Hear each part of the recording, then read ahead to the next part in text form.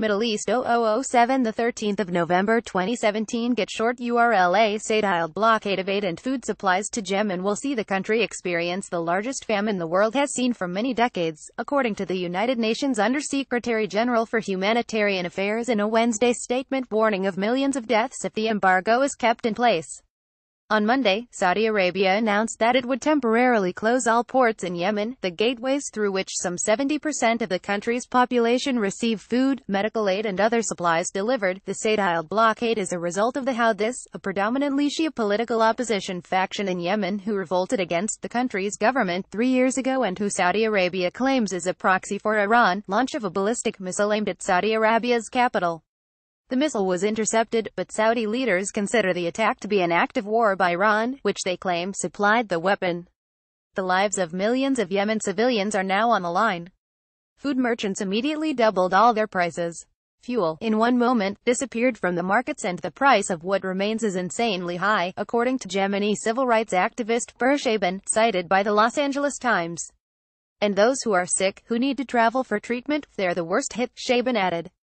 According to Mark Lowcock, United Nations Undersecretary-General for Humanitarian Affairs, a continuation of the blockade will lead to unprecedented damage and loss of life.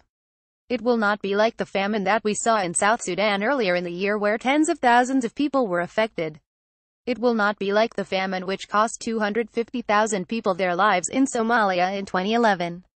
On Wednesday, there were reports that Saudi Arabia would allow limited activity to resume at the southern port of Aden. However, it remains unclear whether boats transporting supplies and food have been able to dock. The Red Cross announced on Tuesday that the blockade prevented a shipment of chlorine tablets needed to prevent cholera, and that it may not be able to deliver 50,000 vials of insulin.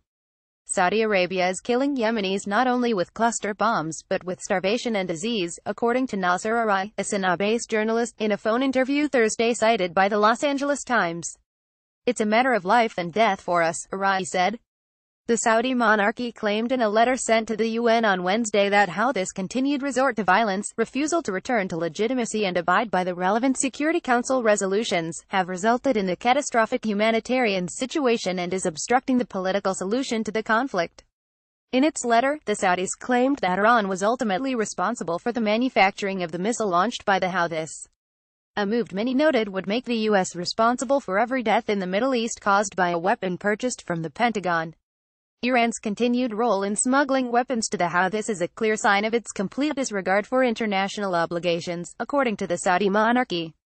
The blockade comes after Saudi officials deposed and, some say kidnapped, Saad Hariri, Lebanon's prime minister, in an effort to weaken the Iran-backed Hezbollah group, Lebanon's primary political organization.